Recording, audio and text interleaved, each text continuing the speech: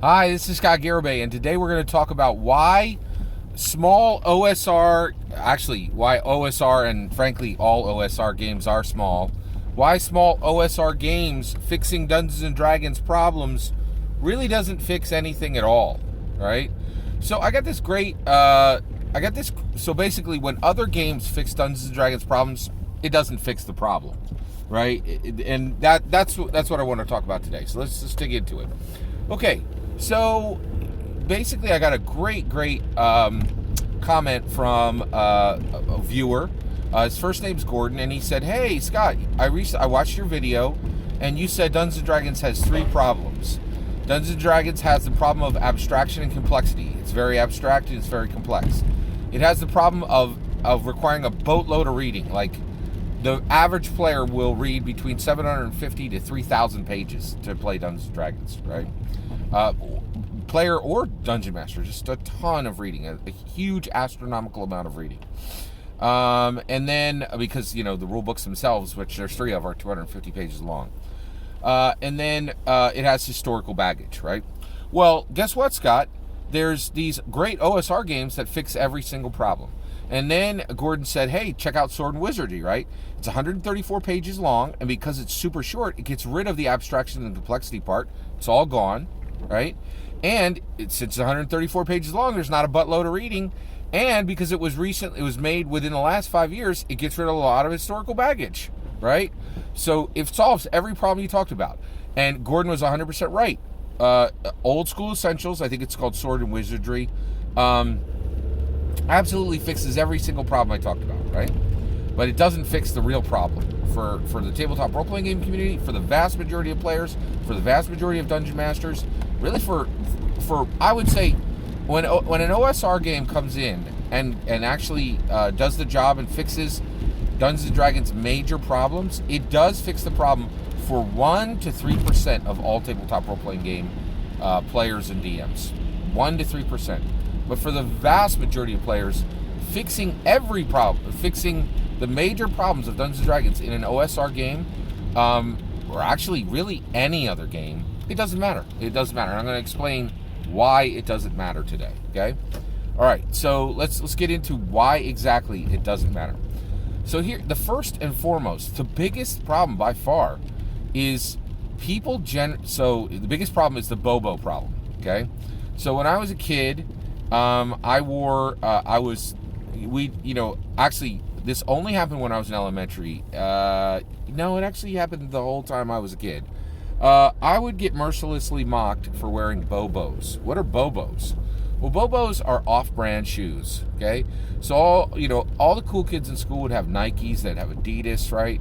And I'd go to school and I was wearing Keds. And people would just point at my shoes and they go, Bobos, and they would laugh, right?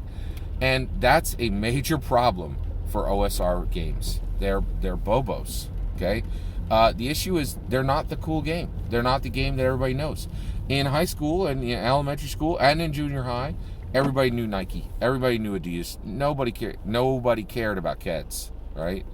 And the reality is, these OSR games, they're like, my Keds were functional. They did the job, right? But the problem is, when people looked at them, they weren't impressed. They just really didn't care about my off-brand shoes, right? No one was impressed.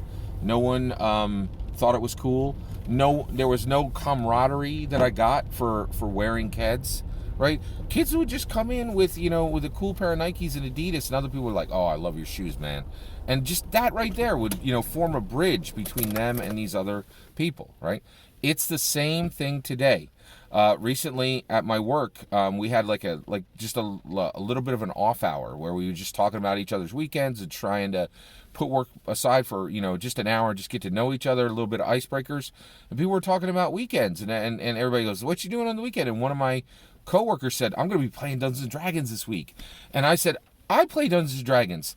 10 feet away from me is sitting the DMG, the PHB, and the Player's Handbook in 1st, 2nd, 3rd, 4th, and 5th edition." There was a beam of light that connected the two of us instantly, all right? Because we both play Dungeons & Dragons. Guess what? You might play Sword and Wizardry, but when you say to anyone, I play Sword and Wizardry. Your odds of there being a connection, there being that beam of light that connects you to you instantly because you know what you're talking about. Both of you know what you're talking about. There's virtually no possibility of that beam of light happening, right? Names matter, and Dungeons & Dragons has earned its name. It came out in 1974. It survived the satanic panic of the 80s, right? And it has been mentioned in no less than 50 television shows since then. True Detective references it indirectly, but very directly. Community, right? Also, Dungeons & Dragons, unlike any OSR game in the history of the planet, has its own television show that came out in the 90s, right? It came out in the 90s, and there were a lot of people who watched it and saw it and enjoyed it. It might have been in the 80s. And the more I think about it, it was in the 80s. And it had like 2 or 3 seasons for that show, right? And it was very well, it's literally world famous. And that's the issue, is Dungeons & Dragons is world famous. And the OSR game that you're playing isn't, right? And so when you bring, you bring in a new player and you're like, we're playing Dungeons & Dragons. And they're like, oh, I'm so excited, right? Because I saw this played on Community. I saw this, referenced in True Detective. By the way, I'm familiar with Matthew Mercer, who has millions. He's a famous video game voiceover actor, and he plays. And Joe Manganiello plays, and Vin Diesel plays, and Robin Williams used to play. What celebrities play your game? No celebrities play my game. In fact, I don't think any celebrities are even aware this game exists. Oh, okay. Well, all right. I guess let's play and try it, right? And then as you go forward, right, there's other problems, right? So you fixed. So here's the thing. Gordon is right. I could name 3 games right off the top of my head. I agree with it. Sword and Wizardry fixes all 3 problems I talked about. So does Index Card RPG. Index Card RPG is my favorite tabletop role-playing game, I would say, next to Dungeons & Dragons. And I really prefer it, and I would really rather run it for my players, but I can't. And the reason why is they're like, I don't really like your off-brand D&D. I'd much rather play the real thing, right? And it doesn't matter that it's better. It really doesn't, right? For a whole host of reasons. But the biggest is name, right? Even in our politics, right? Often politicians who are much, much worse than a new person coming up win because people know their name, right? Name matters. And nothing you could do is really going to overcome that issue with your OSR game. Also, your OSR... So... Index Card RPG, Sword and Wizardry, 5 Torches Deep. All 3 of these fixed D&D's problems, but it didn't fix a thing for the community. For 1 to 3%, it did fix the problem. But for vast majority of players, they're like, I want to play the real deal, right? I don't know what this game you're talking about is, right? Pathfinder, we all know what it is in the community. Pathfinder's a huge tabletop role-playing game in it. You go 1 centimeter outside of the actual tabletop role-playing community, Pathfinder is an SUV. That's all it is. Nobody, outside the tabletop role-playing community, nobody really knows what that game is, right? So it is well-intentioned for these OSR games to fix the problem, but it really doesn't fix anything, and the problem runs very, very deep. Let's talk about a few other problems you're going to run into with your OSR game, right? So a new player shows up, and they're like, let's play D&D, and you're like, D&D has some problems, so we're going to play this off-brand game, right? And this is what you're gonna run into very, very quickly. Okay, here's what they're gonna say. I was looking at your off-brand game and your OSR game, and you know what? Like, my friends are playing D&D, and the books they're playing with, they're like stitched and hardback, and every single page is full color, and the art in those books look like they were done by professional artists. But when I look at your book, it looks like the writing, the editing, and the art were all done by part-timers who put this together on their weekends, right? But Dungeons & Dragons looks like a game that people went to work for, for like 3 to 6 months and spent 8 hours a day every single day, and they were paid well, and they were professionals. The D&D book looks like a professional product, but your book looks like a part-time weekend project, right? Why is that? Oh, well, it's kind of like that because it is a part-time weekend project, and every single person that worked on this book, this is their part-time job, right? Whereas you're right, D&D actually does have a full crew, a full staff of people who work every single day, and the artists they get are professionals, and the artists they're getting are coming from a pool that is connected to Magic the Gathering, which has arguably the best fantasy artists in the world. But my game, the reason that, not only could we not afford professional artists, but in addition to that, since this is an OSR game, this is all based off of really bad art from when Gary Gygax.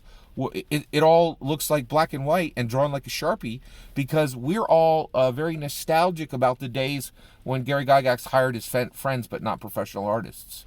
And while, and it just looks like black and white art that's just kind of penciled together, because you're not nostalgic for those days when Gary Gygax didn't hire professionals, just hired his friends as artists, right? The problems just pile and pile and pile, and that's the issue. So, Gordon, you're right. There are OSR games that solve every problem, but they bring their own problems. The other thing is like Five Torches Deep, great game, right? It solves every problem I talked about except encumbrance, right? It's like, oh, guess what? Half this game is going to be you writing down what's in your backpack. You're going to spend a lot of time, determining how much all the stuff on you weighs, because OSR cares a lot about encumbrance. Yeah, it's true. D&D abandoned encumbrance years ago because it really doesn't matter to the game, right? And so there's just problem after problem after problem. So, Gordon, I really appreciate your comment, and you're 100% right. There are OSR games out there that solve the major problems of Dungeons & Dragons, but to the vast majority of new DMs, new players, and frankly, I even think old DMs and old players, you hold up a weekend project and you compare it to a full-time project created by a multi-billion-dollar corporation. Hasbro made $5 billion last year, right? You could tell the difference. They're not the same. So solving this problem, that problem, this problem does not get rid of the problems that OSR games, nobody knows their names, and they're weekend projects. They're not professionally created projects that are made by tabletop role-playing game professionals. They're just not, right? And that's where this lands. That's my opinion. If I'm too harsh, let me know, right? I definitely understand there's a lot of love. I have huge amounts of love for Index Card RPG, but I've learned this lesson, right? My players have hit me with every objection that I had in here, and I was like, yeah, Index Card RPG is amazing, but yes, all the art in the book is done by the same guy who wrote it, right? Like, that doesn't look great, right? People don't understand that, right? And so the issue is, it really is a significant issue. So I definitely understand Gordon's intent about pointing out how OSR fixes D&D problems. I don't think it really fixes anything at all. There are still major problems, and Dungeons & Dragons problems has to be fixed in Dungeons & Dragons for the entire tabletop role-playing game community to move forward. The flagship is the only thing the real world knows, and the problems of Dungeons & Dragons have to be solved in Dungeons & Dragons. That's my opinion. I'm more than willing to hear anybody else's opinion on this. Please let me know in the comments below. Please consider liking and subscribing. Have a wonderful millennium.